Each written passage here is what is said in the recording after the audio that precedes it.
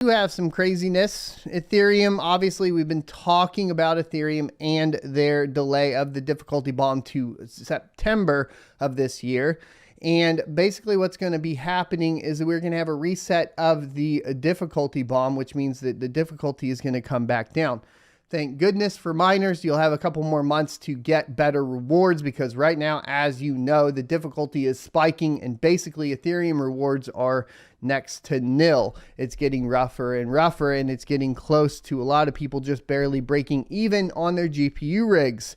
Glacier upgrade announcement was posted on June 16th by Tim Biko on the Ethereum Foundation blog, and here it is. The Ethereum network will be undergoing a scheduled network upgrade at block 15,050,000, which is expected to occur on Wednesday, June 29th, 2022. The exact date is subject to change due to variable block time, so please upgrade your node before Monday, June 27th, 2022 to account for variable block times. The Glacier upgrade or network upgrade changes the parameters of the Ice Age and the difficulty bomb, pushing it back by 700,000 blocks or roughly 100 days. This has also been done in the Byzantium, Constantinople, the Mir, Glacier, London, and Ergo Glacier network upgrades. No other changes were introduced as part of the Glacier. So this has all been done before. It's not really an upgrade, right? It's just a change. I guess technically an upgrade, but as you guys know, this is something that they do a lot, right? It's a delay of the difficulty bomb. With Ropsten now transitioned to proof of stake, the difficulty bomb only affects the Ethereum mainnet. This means Glacier will not be deployed on any test net. So the test nets are remaining basically on their current path forward. In order to be compatible with the Glacier upgrade, node operators will need to update the client version that they run to one of the ones listed below. The full specification of the upgrade can be found in the execution specs repository under glacier.md. A single EIP is included in the upgrade, and that is basically the 5133 that we've been talking about for a while now. As an Ethereum user or Ether holder, is there anything you need to do? And then they say basically if you use an exchange, a web wallet service, a mobile wallet service, or hardware wallet, you do not need to do anything unless you are informed to take additional steps. As a node operator, you will need to download the latest version of the Ethereum client. And then if you're a miner, if you're using an Ethereum client that has not updated the latest version listed above, your client will sync to the pre-fork blockchain once the update occurs. You'll be stuck on an incompatible chain following the old rules, and you will be unable to send Ether or operate on the post-upgrade Ethereum network. So obviously the mining pools are going to have to be prepared here. What is a network upgrade in Ethereum? What happens to the network upgrade? We kind of got all that covered. Why Glacier?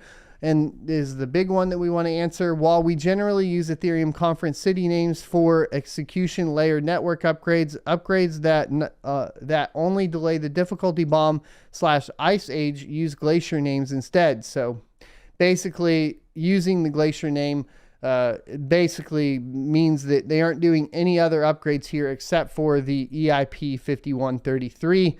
Once again, I want to reiterate that this was moved from August to mid-September of 2022.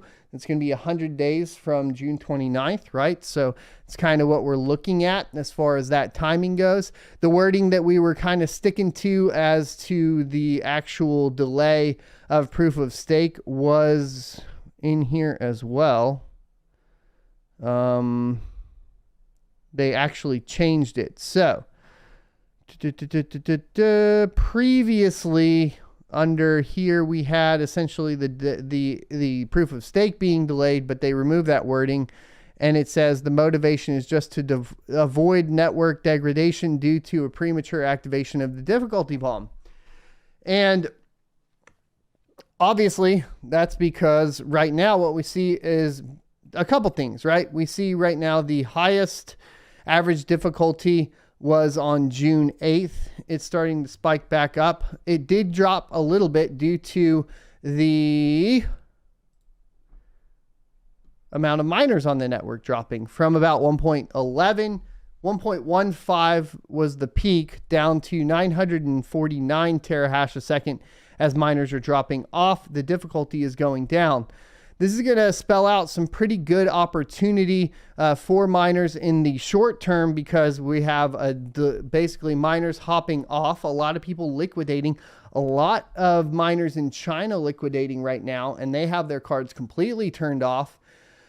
You may get a little bit of boost here, provided the network hash rate remains low and the difficulty bomb gets reset. You're going to have a couple months to actually maybe recoup some more costs. So if you're turned off right now, pay attention to the network, right? I understand a lot of people you've been priced out now based on their electricity costs and so on. If that's one of you, or if that is you, you may want to pay attention here to get a little bit more revenue off of those cards before you go ahead and dump them, because the price on the GPU market has already come down and you're probably not going to have great time selling them. So you might as well wait till the 29th and see if you can snag a little bit more off of Ethereum. If you continue to mine like I am, this isn't a big deal. We'll probably go off of Ergo and go back to Ethereum for a little bit to pump up the revenue numbers for the year, and then swap back to Ergo. Personally, that's kind of what we will be sitting on.